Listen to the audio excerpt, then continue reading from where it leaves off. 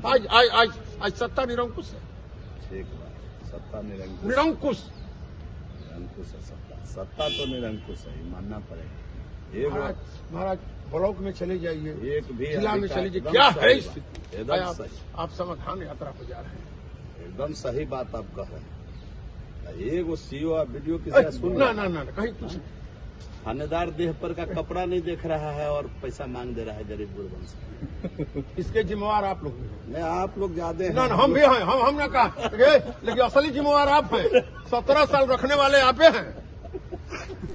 नमस्कार, मैं Sunil Pandey, Bihar update digital news channel पर आपका स्वागत है।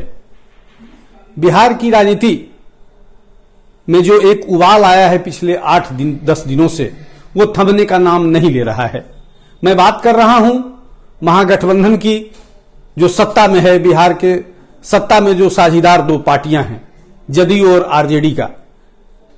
जदयू के नेतृत्व में, दोनों पार्टियों के नेतृत्व में बिहार में सरकार चल रही है और शीर्ष पर जदयू के बड़े नेता नीतीश कुमार के हाथ में सत्ता है।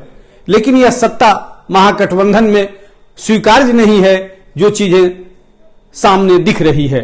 मैं बात कर रहा हूं सुधाकर सिंह का, जो बिहार में पहले कृषि मंत्री थे, लेकिन सरकार विरोधी बयान देने के कारण उन्हें त्यागपत्र देना पड़ा था।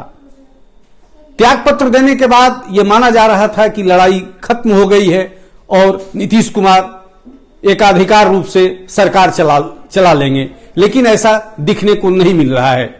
सुधाकर सिंह लगातार नीतीश पर हमलावर हैं और नीतीश के पक्ष से उनका कमान उपेंद्र कुशवाहा संभाले हुए हैं।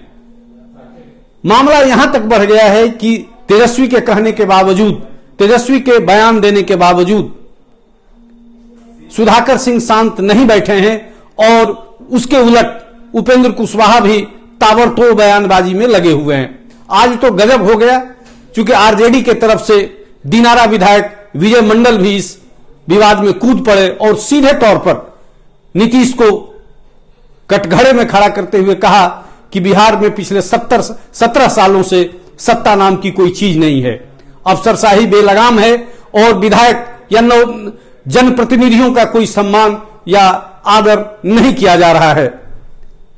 यह बात आज विधानसभा परिसर में दो विधायकों के बीच हो रही थी, लेकिन ये बातें अब जब मीडिया में सामने आई तो बवाल मचा हुआ है। अब सवाल ये उठता है कि तेजस्वी के कहने के बाद उपेंद्र कुशवाहा का बयान आना या सुधाकर सिंह का बयान आना, लगातार इस बयानबाजी को रोक पाना अब सरकार के लिए मुश्किल हो रहा है।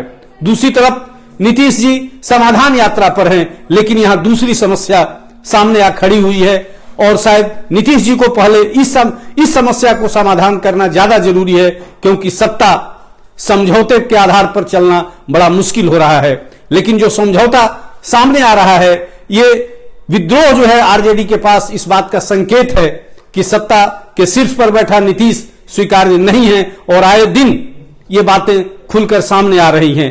जो जानकारी मिल रही है कि 14 जनवरी के बाद जब खरवास खत्म होगा तो एक नई बगावत सामने आ सकती है, जो सरकार को हिला सकती है या सरकार की जो तस्वीर है वो बदल सकती है। धन्यवाद।